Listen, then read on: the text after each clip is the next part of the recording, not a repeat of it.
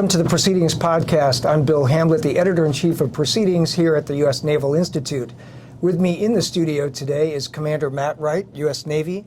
He's a Navy helicopter pilot, and he is the winner of the 2022 CNO Naval History Essay Contest. Matt, great to have you on the show. Yeah, thanks, Bill. It's great, a real honor to be here. Thanks. So just start with a little bit of your background. You graduated from the Naval Academy in 2002. Ought to, that's right. It's really hard for me to say 2002, but 2002, that makes me feel old. You're a helicopter guy. You commanded Helicopter Sea Combat Squadron 22. Pretty good, good job. In Norfolk, Virginia. Yes, sir. And so you finished up your 05 command, and now you're in Millington, Tennessee at Navy Personnel Command. What's your job there? I'm the Deputy Director for Aviation Distribution. So PERS 43, I'm the deputy, so I'm the XO of the detailers. Manpower, retention, getting people to do department head tours. How's all that going? Yeah, well, in aviation it's interesting. It depends is the short answer. So some communities are struggling with retention, with department head fills. Other communities not as much, and it breaks down between 1310s, pilots, and naval flight officers, 1320s. And then aviation accessions as well, and the pipeline. It's a constant churn, and it takes a lot of real focus from smart people to get done. And PERS 43 is all of aviation, so you're not just seeing helicopters, you're seeing all of it. Growlers, P-8s, Helo squadrons, Super Hornets, the whole thing. Yeah, absolutely. All aviation officers is who we detail, to include the ground pounders, LDOs, and maintenance duty officers. Wow, okay, good. Good. Well, you're really here to talk about your essay from the CNO Naval History Essay Contest. So that is a big contest. Started in 2018, I think, was when we kicked off the first iteration of the contest. So CNO level attention on naval history. Admiral Richardson asked NHHC, they asked the Naval Institute, he asked the Naval Academy and Naval War College to get together and put together a contest focused on history, but not just on history for history's sake, but history for the lessons that apply to today. So a lot in the challenge question about the rise of great power competition or the reemergence of it, about Russia, China, about what are some lessons, particular things that we can draw upon from naval history to apply to how we deal with today's challenges. So your article is published in the January issue of Proceedings. It is titled Just-in-Time Production. And you look at the Battle of Midway specifically. You look at the 3 aircraft carriers that the U.S. committed to that battle. You look at Admiral Nimitz's strategic calculus through a lens of the production of ships, right, and getting ships ready for battle early in the war, and the decisions that had to be made in peacetime to allow those decisions to be made. Talk a little bit about maybe a 100,000-foot perspective. Just start us off. Sure. I guess the reason why I started thinking about this is kind of where I am in my life. I'm still an active naval aviator. I expect to go back to sea, and I'm looking, what is that going to be like a year, 2, 3 years down the line? And I found myself reading a lot about the first year of World War II in the Pacific. Those officers, the men that fought that war on these ships that we're talking about, were in the peacetime Navy just 6 months prior, a year prior. And that's really where we find ourselves today. So I saw some of myself, potential future version of myself, in the men and women I was reading about. And the article, certainly, I'm a naval aviator, so obviously I talk about aircraft carriers and Midway.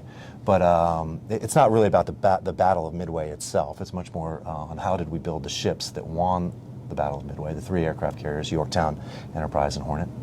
How and why were they built, and when were those decisions made? I thought was really interesting as I was kind of reading and getting ready to write, and go into that. But suffice it to say, a lot of those decisions were made well in advance of any indications of World War II on the horizon. 1933 is when the first 2 were purchased. That's well in advance of any sort of threat, direct threat that the World War II might actually happen. So, I recognize relevance today. Yorktown, Enterprise, Hornet. Those are the U.S. carriers that were at Midway. So you just mentioned a little bit, 1933 was the decision to purchase the first 2, right? When were they built? When were they brought online? And when did they, first see fleet use so that they were ready for 1941, 1942? Right. we're looking now at, it's been, what, 20-something years since the decision to purchase the USS Gerald R. sure. Ford, right? Sure. So these are decisions to make capital ships. They have to be made long time before you need them. Yeah, absolutely. And it's you can timestamp these and see what was going on in the world. 1933, first year of the Roosevelt administration, part of the New Deal initiation.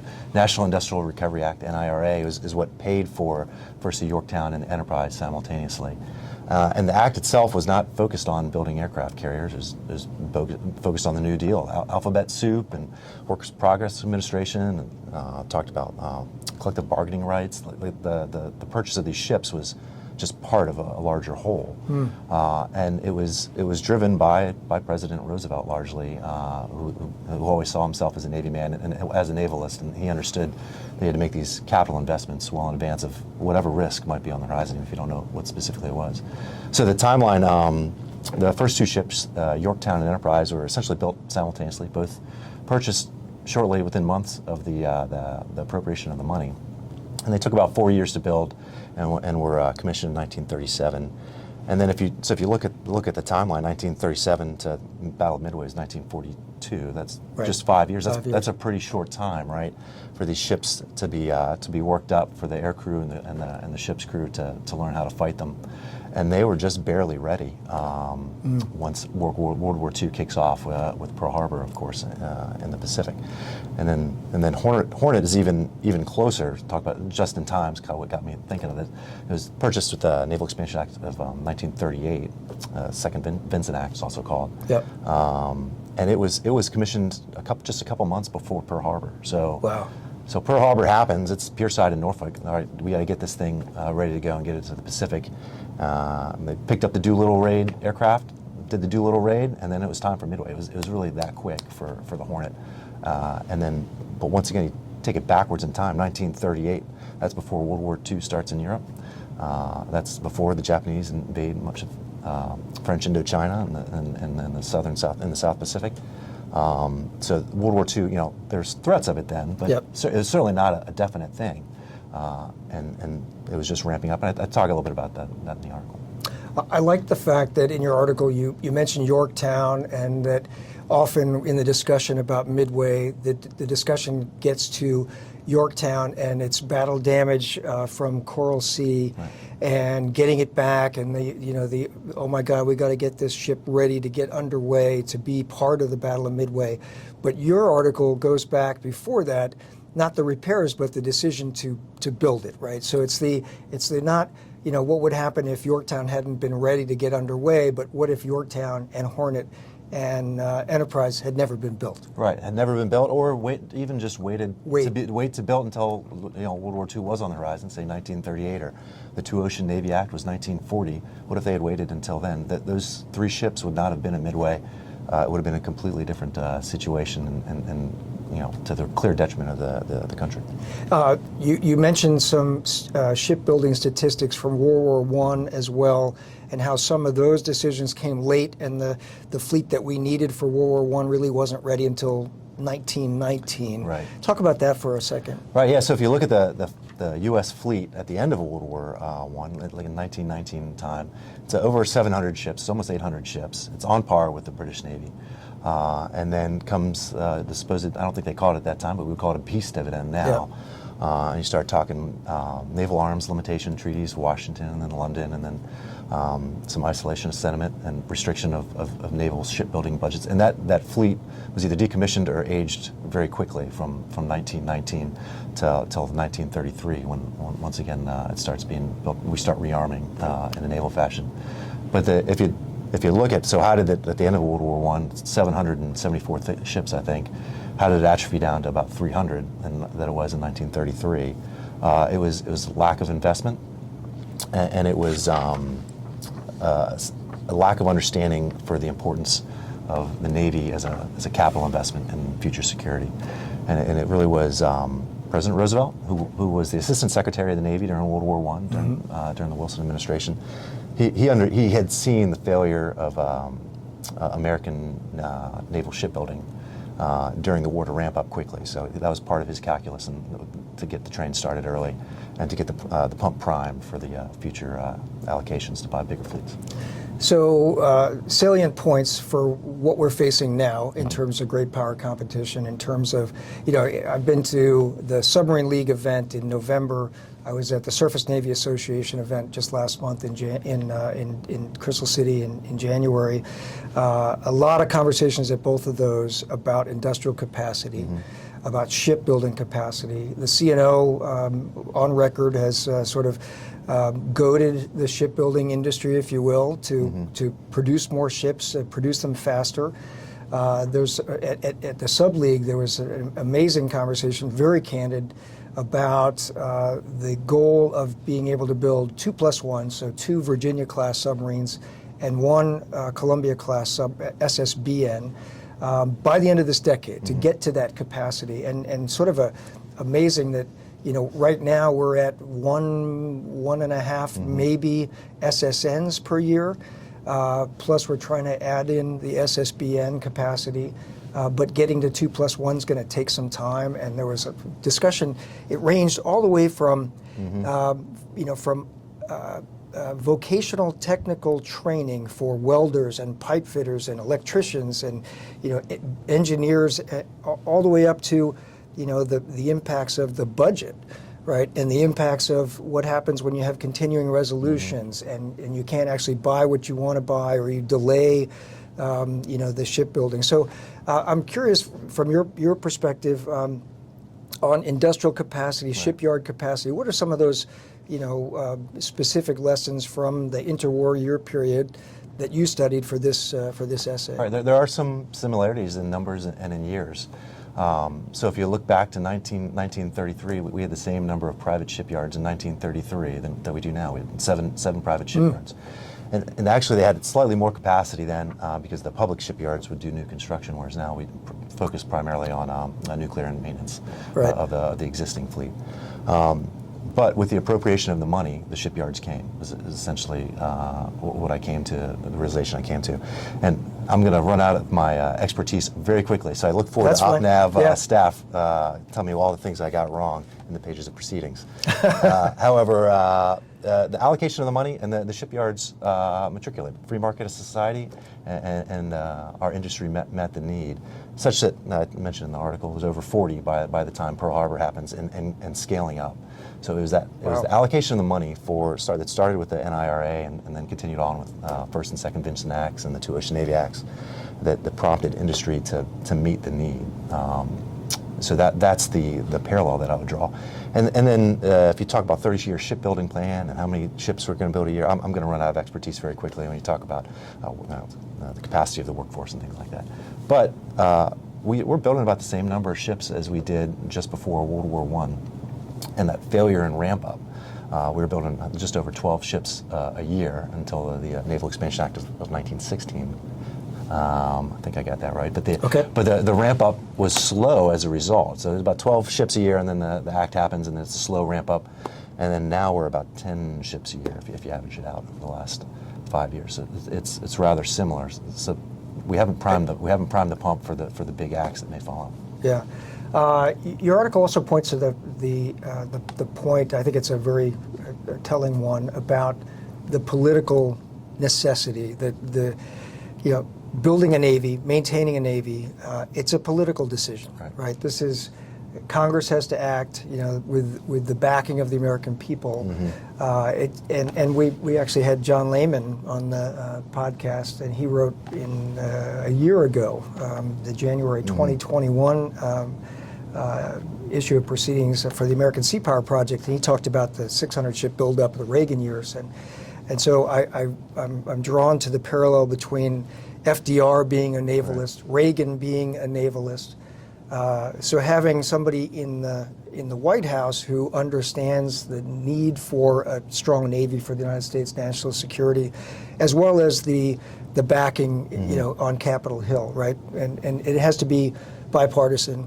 It's got to be there's just a recognition that you need a Navy to secure the national security of a nation that is a 2 ocean fronting nation. Right, and these elected officials are just representing us, the citizenry. So Right. The American people have to believe that this is worth their taxpayer dollars to buy the hedge against future risk to their freedom, to the economy, et cetera.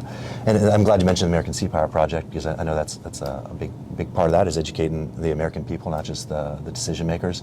And also mentioned B.J. Armstrong had an article that as I was getting ready to write this, I just happened to read it then, and I think it was American naval dominance is not a birthright or something along those lines. Exactly. In fact, there's a line in I think it was the last paragraph of your article where you mentioned that, right? You say, if American naval dominance is, or if naval dominance is not an American birthright. Right. So We have to invest in it. This is something that we have to pay forward for future generations. These are capital ships, capital investments, and that's essentially the argument that President Roosevelt, Congressman Vinson would have been able to articulate and did articulate in the 1930s, and then I think we're working towards articulating now. And I wrote this article as just like I should say that it's a CNO's History Essay Competition Rising Historian category. I think it used to be called the Amateur Historian category. So that's kind of how I feel interacting with this level of dialogue. But that's how as I was reading and thinking about this stuff, that's what came to my mind. And I should also mention Jamie McGrath. Captain Jamie McGrath has written for Proceedings and elsewhere as well. I valued his contributions and kind of piggybacked on those. That's terrific. I will point out to our listeners that the CNO Naval History Essay Contest, the All-NAV, the All-Navy Message for 2023's contest, is about to go out. So we were looking at that. The draft is being staffed among the Director of the Navy Staff, NHHC, the Naval Institute. So that All-NAV message will be out very soon, if not by the end of this week. And you can also find details about the CNO Naval History Essay Contest on our website. If you go under Proceedings and look at Essay Contests, all the information is there. And as you just mentioned, there's 3 categories. So we have professional historian category. So if you're a PhD historian, if you teach history, naval history, if you've written books on naval history, you're a published author, book-wise, a Trent Hone, for example, might be a good example. Then that's for you would fit in the professional historian category. If you're a active duty Navy Reserve officer, a part-time historian, you love to read history, you're interested in the impacts, then you're in the rising historian category, not amateur, but rising historian category. And now we're adding to this year, we're adding the Midshipman and Cadets Essay Contest, or the Midshipman and Cadet category under the CNO Naval History. So if you're at the Coast Guard Academy, the Naval Academy, midshipman in NROTC, any other commissioning program headed to being an officer in the sea services, you can write for this contest under the midshipman and cadet category. So look for that. Top prize is $6,000 or $5,000? It was $5,000 when I won it. So $5,000. Yeah, no, it's our general prize at $6,000. The CNO Naval History Essay Contest. Top prize $5,000, second prize $2,500, and third prize is $1,500. And you'll get published in Proceedings. We congratulated you here at the Naval Academy at the Naval Institute in October. Right. And the CNO was there for that, so that was kind of a nice event. We got the reception at the superintendent's house the night before, and that's where you and I met for the first time. Before you've written 3 or 4 other pieces for Proceedings. They've been published a couple of years ago. Was your first time. I'm just curious from your perspective. You've commanded now. You're a more senior officer. And you started writing for Proceedings as a commander. How did it go? What was your, in terms of motivation to write, and then also the reception? What did your JOs think? What did your colleagues think? What did your chain of command think about, what you've written in Proceedings? Yeah, so I started reading Proceedings and listening to this podcast, so this is very cool, thank you. For a number of years, kind of as a new commander, and then as I was a commanding officer of a helicopter squadron, it was during the COVID time, and I felt like the Navy was making some mistakes. We needed to make some changes. I felt very strongly about that, and I could see the impacts of COVID restrictions on my command mainly, but my shipmates all around the seawall. So I felt pretty strongly that things needed to change, and finally I decided I had to write the article, and it was pretty scary, honestly. One, because I hadn't written anything in a long time, since school basically. Yeah. But two, I thought I'd get in trouble from above, and I thought my buddies would make fun of me. and neither of those things happened, I can honestly say. My chain of command was incredibly supportive. Thank you, Commodore Meat Keys. And then my buddies, there's nothing but support. Turns out they're way more mature than I gave them credit for at the time. Through the act of writing that article, which I only wrote honestly because I felt like I had to, I realized I like reading, I like writing, I started getting into the Naval Institute and writing for proceedings, and the subsequent articles have kind of come from that motivation. That's great. I can say, and this is a question, you brought up the fear that went into before you publish, right? And we hear that from authors from time to time, where somebody will say, well, sir, I'm worried about if I publish this or if I say that, I could get in trouble. It happens so rarely. I've been here at the Naval Institute now on the staff side for 6.5 years. I've never honestly heard of a substantiated case of somebody getting in trouble, even when they write, very controversial articles, taking the Navy to task on certain things, disagreeing with policy like you did with COVID, disagreeing with a programmatic decision, disagreeing with, even a littoral combat ship is one where we've certainly written a lot on or published a lot on that topic. But it really doesn't happen. When you write professionally, you get out there, people that are interested in the professional debate will debate you. Mm-hmm. So sometimes, your idea gets tried by fire in terms of may the best idea win. But rarely does anybody get in trouble. Rarely does, I honestly can't think of a single example in 6.5 years that I've been here. And I wrote for Proceedings, and I served on the editorial board back in the 1990s. Never heard of an example. Now, sometimes people aren't happy with a particular article, but in terms of professional retribution, it just doesn't happen. No, I think that's due to the Naval Institute in large part, right? We have a culture where we advocate for that sort of discourse, an open discourse, disagreeing with policy in my case, inside of a military organization really would naturally not be something we would foster, but largely because the Naval Institute kind of protects. There's protection over these authors as long as it's respectful and informed, and then if it's wrong or someone thinks it's wrong, they're welcome to take part in the open forum and tell us all about why whatever I wrote was completely off base. So exactly. I appreciate that. The open forum, that the idea that you write is there's thesis, there's antithesis, there's synthesis. I also often tell people that no one proceedings article is the alpha and the omega on any topic.